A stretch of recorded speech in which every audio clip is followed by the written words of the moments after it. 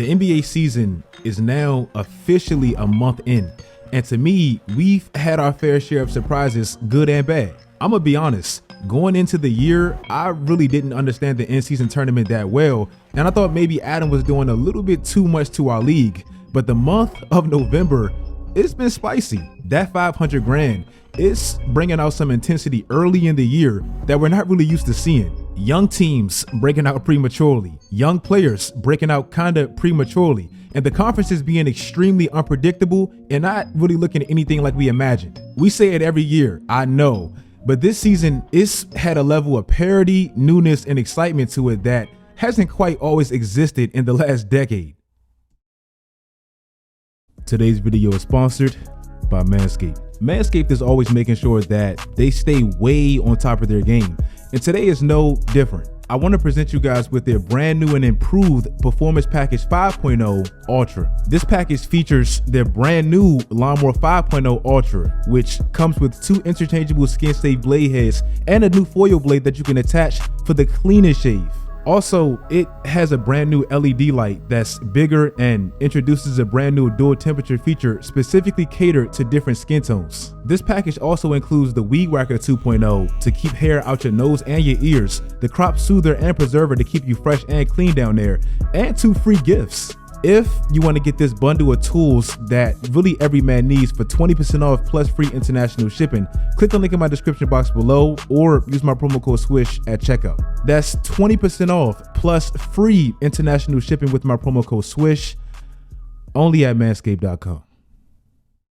But speaking on some hoop shit, like with the NBA, like, just keep calling Bron old and KD old, and I'm just like, hey, y'all know at some point, like, it's not supposed to be this good for this long. Like, it makes sense that it's about to be a changing of the guards in the NBA. Yeah, Bron not supposed to be killing at 21 years. I think it's making us take guys for granted right now. What Steph Curry and Kevin Durant are doing at 35 is insane. Again, like the GOAT stuff almost makes us miss sometimes what we need to what we're focus talking on what about. we're watching.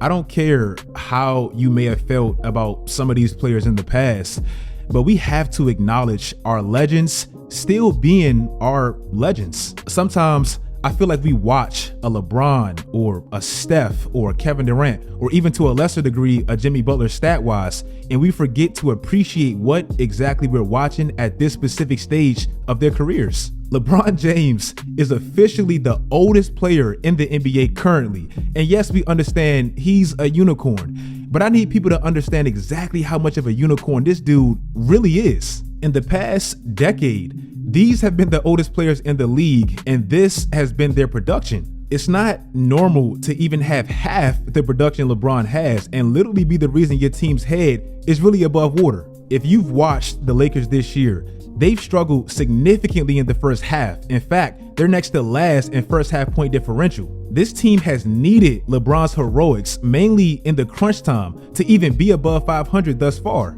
In year 21, in the fourth quarter this year, LeBron leads the league in points plus minus per game, and he's doing it the most efficiently. Again, he's in year 21. Look at one of his arch rivals throughout his career, Stephen Curry, and I feel very bad for this man. Last year, mainly in the playoffs, I thought this team was way too reliant on Steph offensively, and this year, it feels like they got slightly worse. They don't have much consistent offensive help on this team. Klay Thompson has completely hit a wall. Andrew Wiggins has regressed. Draymond Green, we know he plays off of Steph, and nobody else you can really trust. If you take Steph out, these are the shooting splits for the rest of the starters. That's pathetic. Steph this year at like 35 years old and all the miles he has on his legs, even with the massive lack of offensive help and all the attention he draws, not really having a secondary star, he's still averaging 30 on the craziest shooting splits. If you look at every player this year that's averaging above 25 points a game, that's like elite scoring company,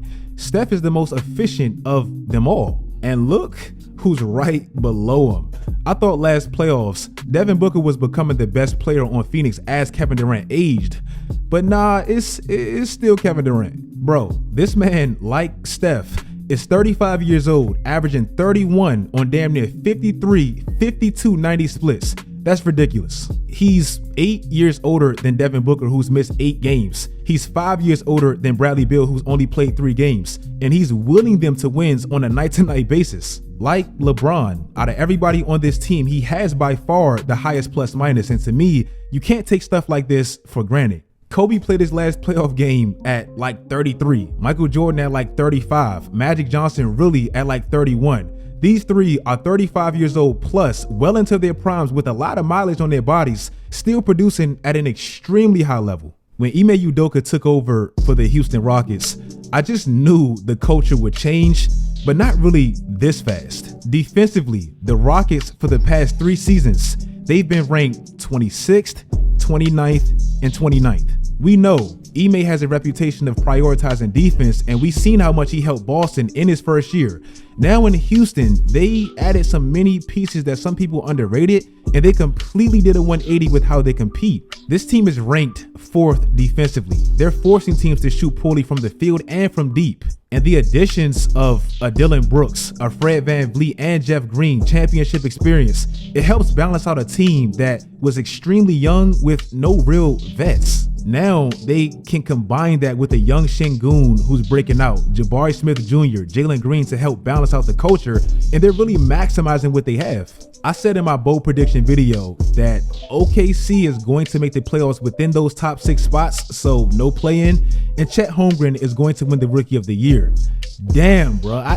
I didn't know Chet would be this good this early, and the team would be this good this early. Right now, as one of the youngest teams in the NBA, they essentially sit at the top of the West, and this rookie, and yes, he's a rookie because he is in his first official year, he's having one of the most productive rookie years literally ever. Last year, and I know it's not all Chet, but he's been a massive piece to help this.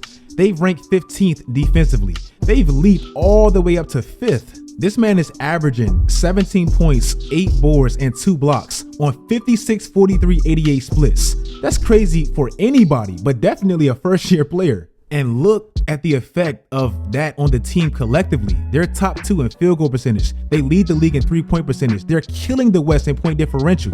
Just to contextualize how much this man is actually meant to this team as a rookie, listen to this. Since they've tracked the stat, these have been the highest plus minuses in a season from a rookie. Obviously, you have to be on a pretty good team to even make this list. Tim Duncan has the record because the Spurs won 56 games in his first year and he made the All-Star team. We remember how close the Ben Simmons, Donovan Mitchell Rookie of the Year race was like 5 years ago. Chet Holmgren, and we don't know because he might not play all 82 games and they might slow down, but he's on pace at least to shatter this record in his first 15 games. Also, in these first 15 games, he's had the most efficient rookie season shooting-wise in the history of the sport, and it hasn't really been that close. And lastly, the emergence of the Pacers and the Orlando Magic in the Eastern Conference. Orlando is 10-5, and they don't really have a superstar yet, but they're built right. I've talked about how well Houston is defending so far this year with Ime Udoka, but bro, look at Orlando. Jamal Mosley has this team competing, and they're ranked 2nd defensively with all those big bodies they have. They have like 5 players that's 6'10 plus. Wendell Carter Jr., Paolo Banchero, the Wagner brothers, Jonathan Isaac is back.